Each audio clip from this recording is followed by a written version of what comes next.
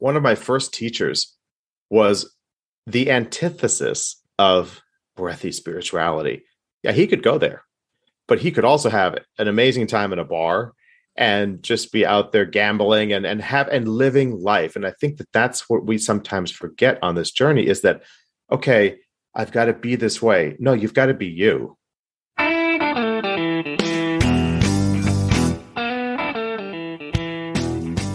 Welcome to Soul Logic, not your breathy spirituality. This is neither tie-dye, running through fairy fields, nor corporate performance metrics. It's about increasing your inner authority and personal freedom, moving you from the corporate mindset to a conscious mindset. We're your hosts, Cindy and Scott, and we're here to put the practical into awakening. Welcome to this episode of Soul Logic. We're going to be talking about not taking this whole spiritual journey so seriously. Sometimes we embark on this journey of awakening and we start reading books and watching videos and attending workshops and hurling ourselves into a week-long or multi-week retreat. And it's amazing. And we learn so much about ourselves and about different techniques and modalities and ways of being more present. But sometimes it can become just a little bit too restrictive and we can become a little bit too serious about it and then feel like we have to alienate those around us that aren't now on the same path as us. So here in this episode, we are going to look at a different perspective on it because at Soul Logic, we are not your breathy spirituality. Cindy, what's your view on this? Well, I do think this is kind of the crux of our tongue-in-cheek approach to this podcast, where we're not the breathy spirituality.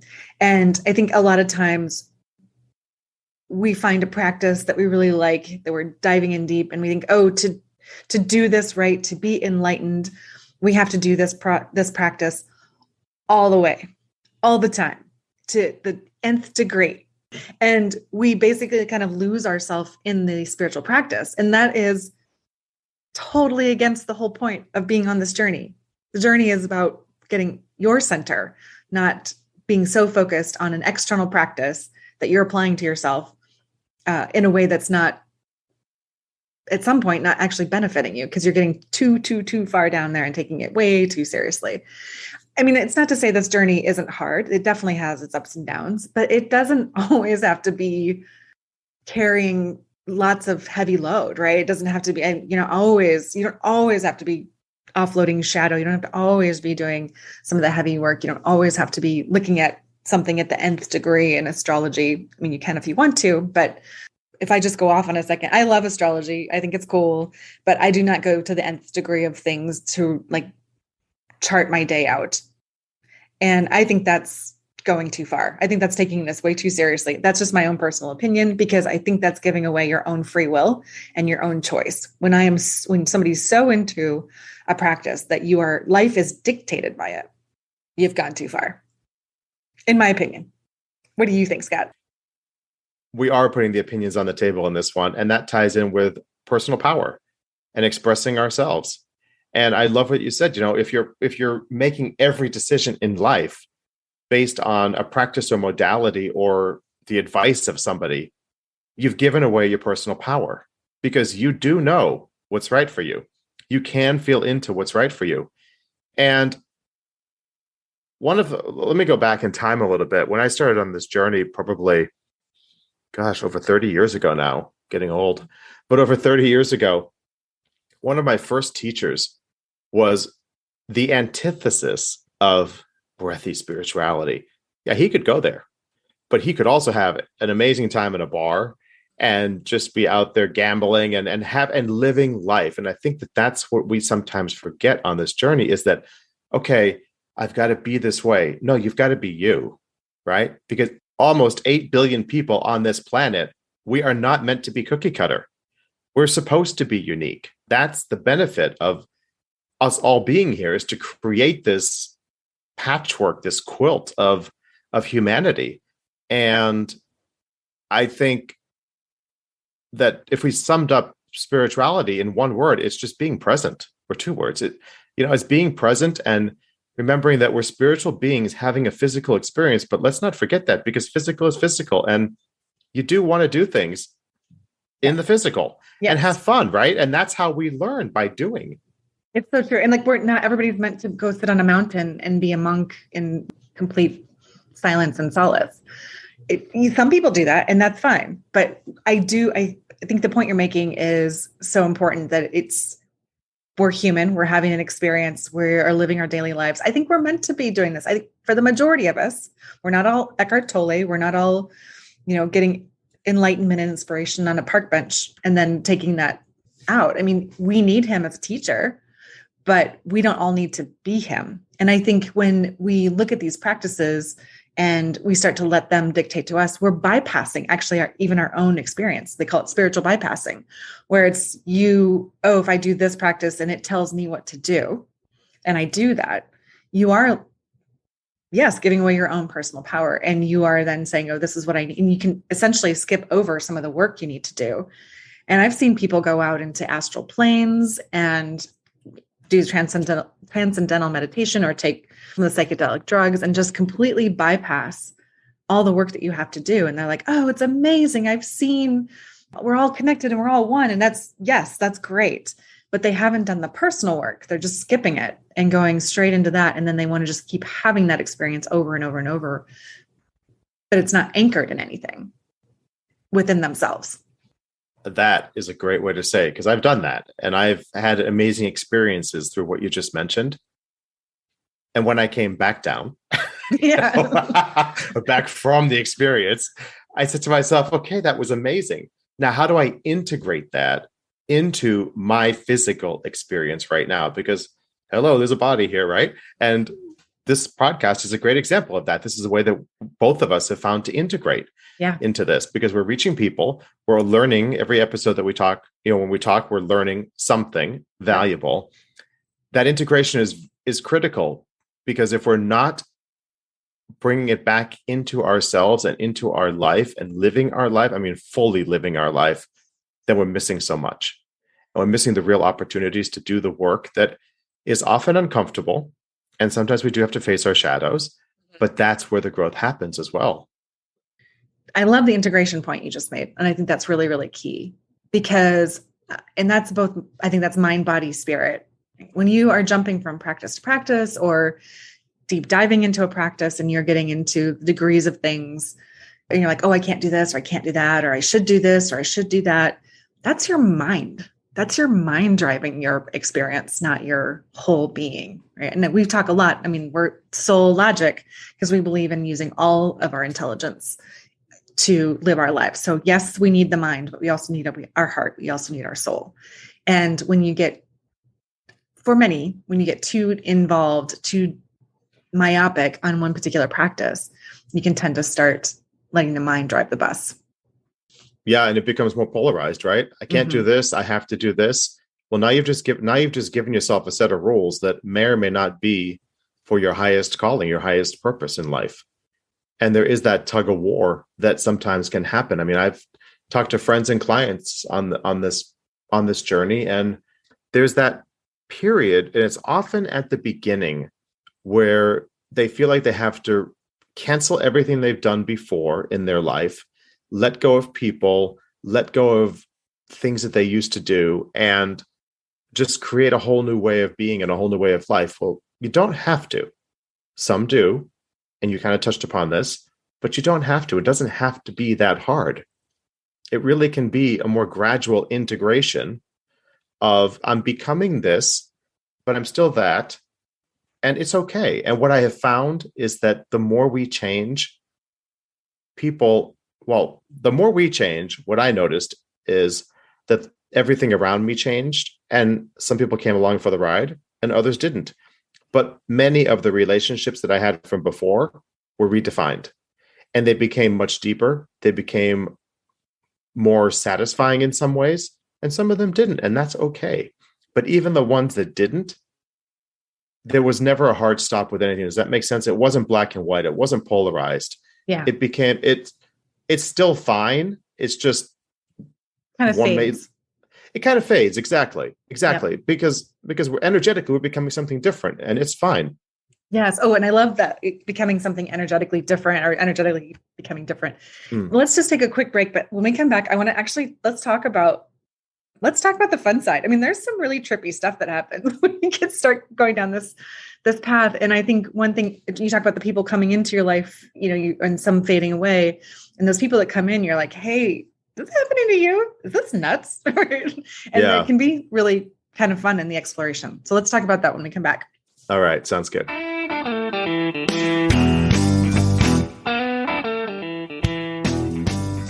You're listening to Soul Logic, shifting you from a corporate mindset into a conscious mindset. Check out our course online at roadmaptoawakening.com, helping you bring the practical into awakening and make sense of what's happening on your journey.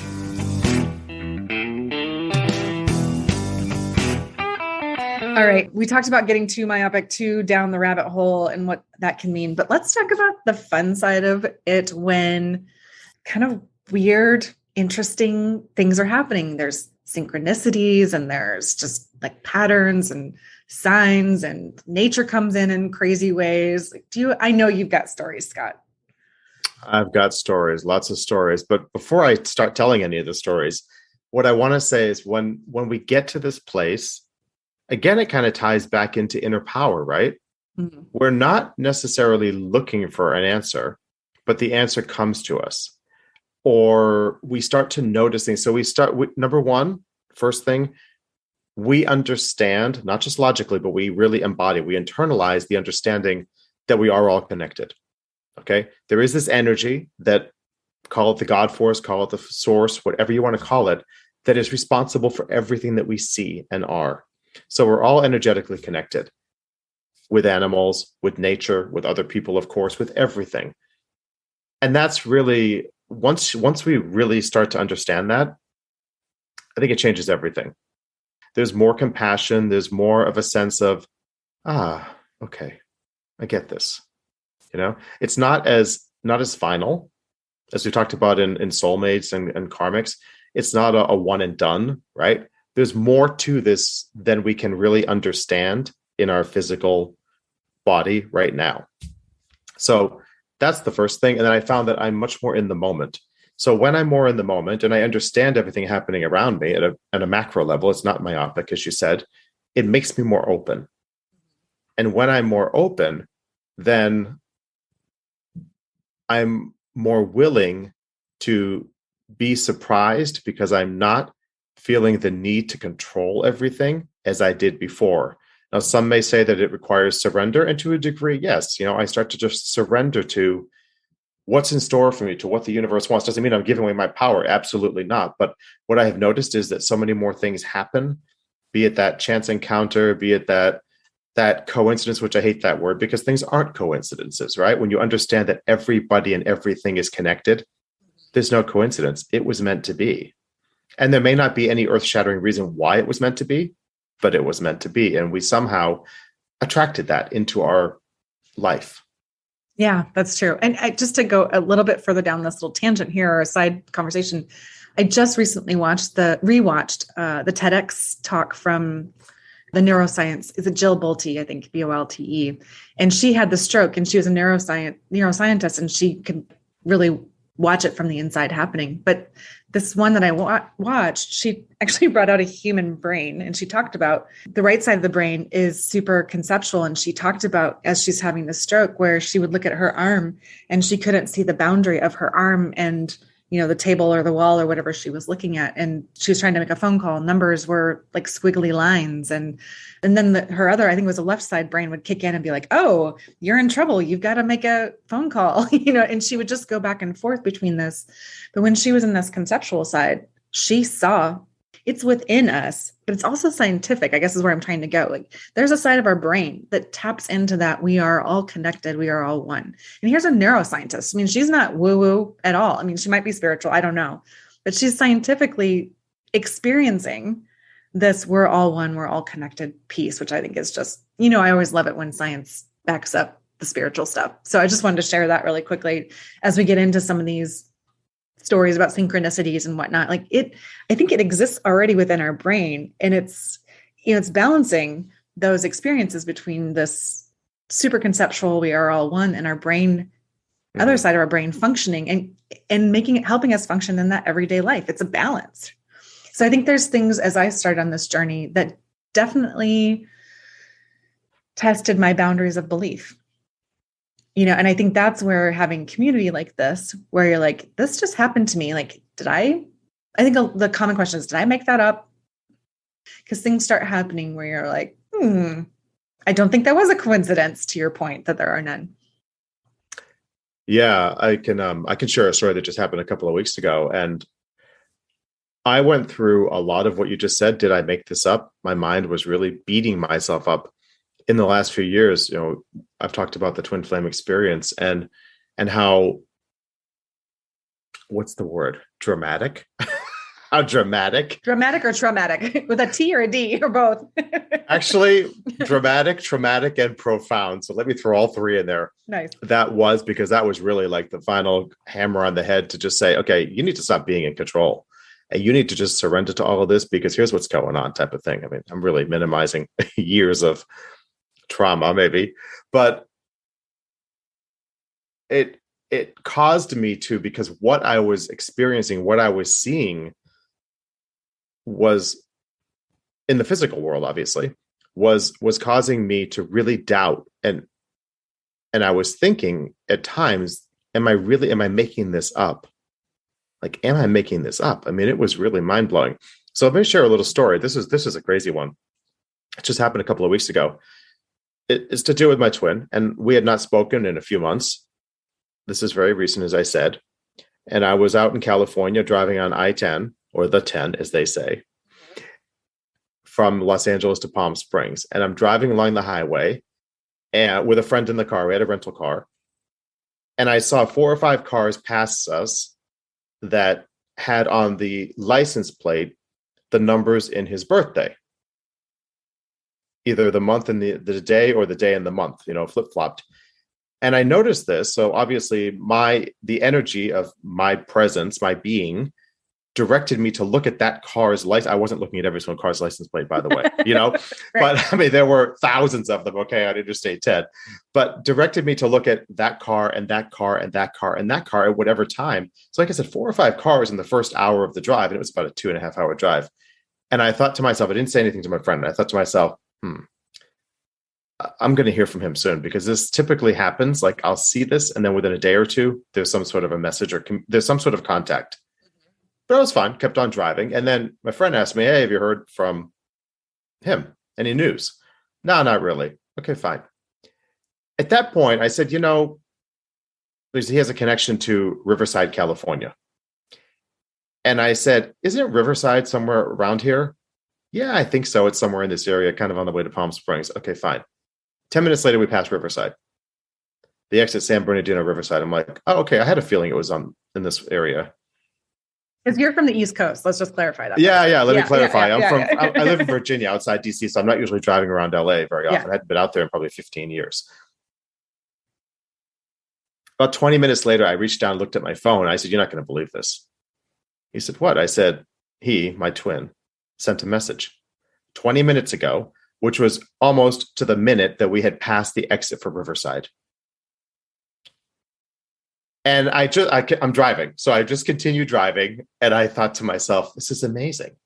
Like, thank you. Here's another real life sign, because that was not a coincidence. I saw the numbers on the license plate. I had a feeling. I knew there was going to be some contact. I had absolutely no idea it was going to be at the same time that we're passing Riverside, which is a place that he has a connection to. And I was like, this is amazing. Like, you cannot make this stuff up. And that was 1, 2, like 3 coincidences, all in the span of just a few minutes. So I left him I left him a voice message, and he replied. We hadn't spoken for a few months, as I said. And he said, wow, I told him what happened. So you're not going to believe where I am right now. What just happened? And he replied and said, wow, that's amazing. The connection, the soul connection, the universe is incredible, et cetera, et cetera. Yesterday, I heard several people say the name Scott in my town, and he lives in Peru. And today I'm sitting here in the main square of the town, and a car just passed me with the name Scott on it. And I thought, let me send a message to my brother Scott. So he was seeing the signs and hearing the signs at the same time I was seeing the signs. And then it just mind blowing. I'm telling the story now and I get chills because it's so mind blowing. Now I told the story to a couple of people that don't really get it. They're more logic focused. And the response was, what's the big deal? It's just a coincidence. I'm like, what? Are you kidding me? Like, how can you not see this? Yeah. Well, I mean, yeah. I mean, I mean, right. How do you explain it? And like, where does the impetus come from for both of you to start noticing those signs? Right. And that can be super fun about this process of starting to notice those signs. And, you know, for those who think, oh, whatever, it was just a coincidence and we can all believe whatever we want to believe. But for you, it's meaningful. And for your twin flame, it's meaningful. And you had a connection point because of it. And again, I love the science piece. They did an experiment where they caused energy to move on one part of the world and it could be felt on the other side of the world. I mean, that's science. So yes, he's thinking about you. You're thinking about him, or you see a license plate that reminds you. He's seeing something, you connect. Like, it, to me, makes total sense. The bigger question for me is like, where was the impetus from? Like, where did that come from? And we don't know necessarily. We don't know, right? Yeah. But that's part of the fun and the mystery of it all. But I think you could debunk coincidence pretty easily, personally. Yeah, absolutely. And here's the thing is I would make myself crazy trying to figure it out and trying to answer that question. What does it all mean? You know, okay, I guess the meaning was we were supposed to talk, and we did talk after. So mission accomplished, right? Yep. we had to be in touch, and we have been in touch, and it's all been fine. There hasn't been some grand like, here you are, and this is what's about to happen next. No, not at all. But communication was reestablished.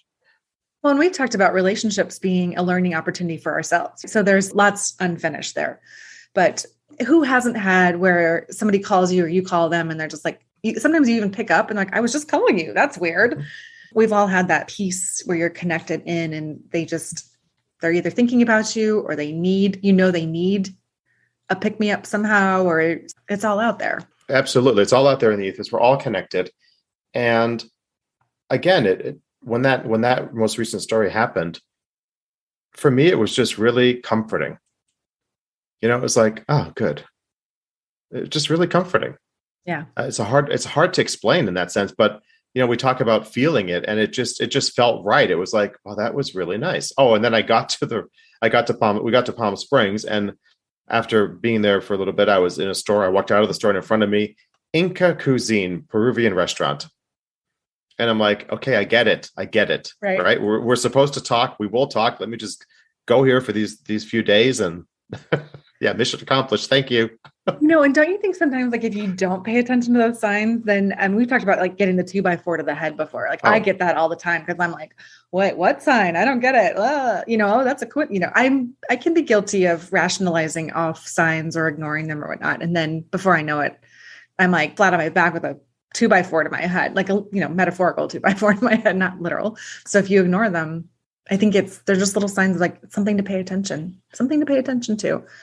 When we're so myopically focused, we miss the signs. But when you're open, you can start to see the synchronicities and see like, oh, is that a message to explore, something to go in and look at?